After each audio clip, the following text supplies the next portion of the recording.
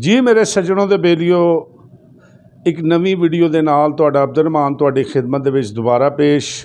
बहुत शुक्रिया मेरे चाहण वालियां दा, मेरे आलम लोहार दे फैनां दा और मेरी वीडियो वेखण वालियां दा कि तुसी मेरी वीडियो नूं पसंद कर रहे हो। लेकिन अज जिहड़े बंदे दे मतलब तुहानूं असीं दस्सण लगे हां इहदे मतलब पूरी यूट्यूब ते तुसी सर्च करके वेखना तो इस बंदे की मालूमात तुहानूं तुहाडे कोल नहीं होएगी। तो अज असीं तुहानूं उस बंदे दे मतलब दस्सांगे कि जिहड़ा बंदा जिस वक्त एक्सीडेंट होया तो आलम लोहार साहब नूं अपनी अखां दे नाल वेखिया और मौके ते मौजूद सी ते उहदे मतलब तुहानूं पूरी मालूमात अज दे वीडियो दे विच दस्सांगे। लेकिन उन्हां दोस्तां अगे रिक्वेस्ट है कि जिन्हां दोस्तां ने अजे तक मेरे चैनल नूं सबसक्राइब नहीं किया और आलम साहब दे और फोक मूसीकी दे वो शौकीन ने और मेरी इस तरह की वीडियो और फोक गुलूकारां दे मतलब मालूमात वेखना चाहते हैं तो बराए मेहरबानी मेरे चैनल नूं वीडियो वेखण तो पहले सबसक्राइब कर दिया करो, नाल दिते गए बैल आइकॉन दे बटन नूं दबा दिया करो, ठीक है। तो साडी हौसला अफजाई होंदी रहिंदी है तो असीं अपने इन्हां फोक सिंगरां नूं और फोक गुलूकारां नूं तो दी जिंदगी उन्हां दे वाकियात उन्हां दे मतलब तुहानूं असीं दसदे रहने हां। तो जी अज असीं हुण गल करांगे रज़ाक भट्टी दे मतलब। जी जनाब रज़ाक भट्टी जिहड़ा कि तुसीं इह थंबनेल ते वेखदे हो पे जिन्हां दी तस्वीर लगी है,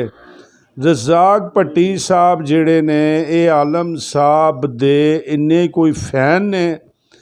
कि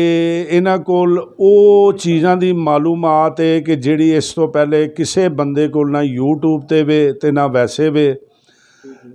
ये रज़ाक भट्टी साहब जनाब शामके भट्टियां च रहण वाले ने, ठीक है जी।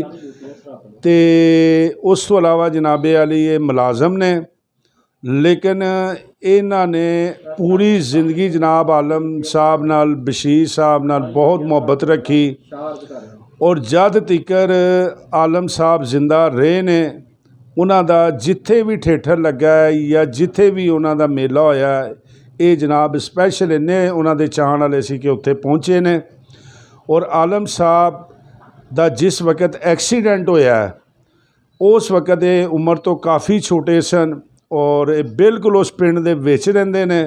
और बकोल इन्हां दे कि इन्हां ने खुद जनाब जिस टाइम एक्सीडेंट होया सुबह रौला बन गया,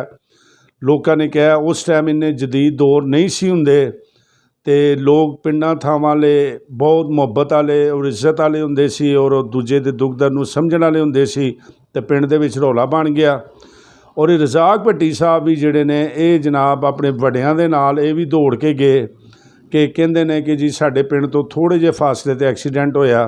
ते आलम साहब दा नाम उदों बच्चा बच्चा जानदा सी क्योंकि उन्हां दीयां केसटां उन्हां दे वालीअम उन्हां दे ठेठर चलदे सी। ते जदों गड्डी दा एक्सीडेंट होया मौके ते पहुँचे ने, ये छोटे सी इन्हां भी वेख्या अपने वड्डियां ने भी वेख्या तो जदों उन्होंने जाके पछाणिया तो उन्हें कहा यार ये तो आलम लोहार है, ठीक है जी। तो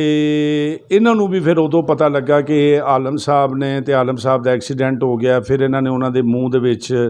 बकोल इन्होंने दस्या कि उन्होंने पानी वगैरह भी असी पाया और उस टाइम उन्होंने सांस अजे जिहड़े सी ना चल रहे सी ते लेकिन इन्हां दे हत्थां दे विच ही और इन्हां दे बजुर्ग जिहड़े सी उन्हां दे हत्थां दे विच ही पानी उन्होंने पी लिया। ये मौके ते जिहड़ा इन्हां ने दस्सिया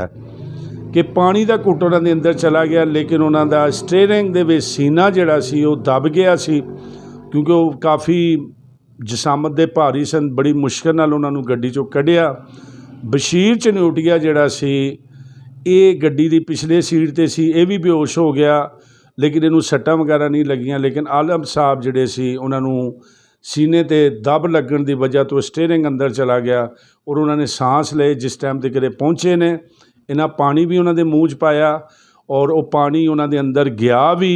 लेकिन उत्थे ही उन्होंने रूह जिहड़ी है वो परवास कर गई।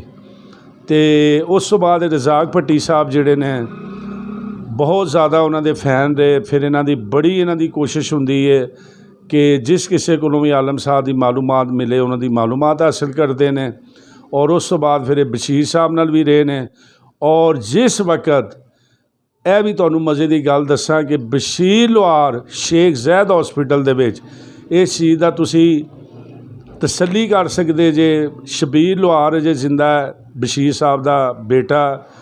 ਅਤੇ ਉਹਦੇ ਕੋਲੋਂ ਵੀ ਕਿ ਬਕਾਇਦਾ ਆਖਰੀ ਵਕਤ 'ਤੇ ਜਾ ਕੇ ਇਹਨਾਂ ਨੇ ਬਸ਼ੀਰ ਲੁਹਾਰ ਦੇ ਨਾਲ ਵੀ ਮੁਲਾਕਾਤ ਕੀਤੀ, ਔਰ ਉਸ ਤੋਂ 2-3 ਘੰਟਿਆਂ ਬਾਅਦ ਜਾਂ ਦਿਨਾਂ ਬਾਅਦ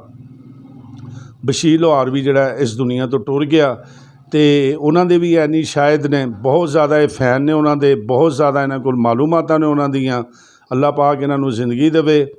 ਅਤੇ ਬਹੁਤ ਅੱਛੇ ਇਨਸਾਨ ਨੇ, ਅਤੇ ਤਮਾਮ ਮਾਲੂਮਾਤ ਜਿਹੜੀਆਂ ਇਹਨਾਂ ਕੋਲੋਂ ਮਿਲੀਆਂ, ਅਤੇ ਉਮੀਦ ਹੈ ਕਿ ਮੇਰੀ ਅੱਜ ਦੀ ਵੀਡੀਓ ਤੁਹਾਨੂੰ ਆਲਮ ਸਾਹਿਬ ਦੇ ਔਰ ਬਸ਼ੀਰ ਸਾਹਿਬ ਦੀ ਮੌਤ ਦੇ ਹਵਾਲੇ ਨਾਲ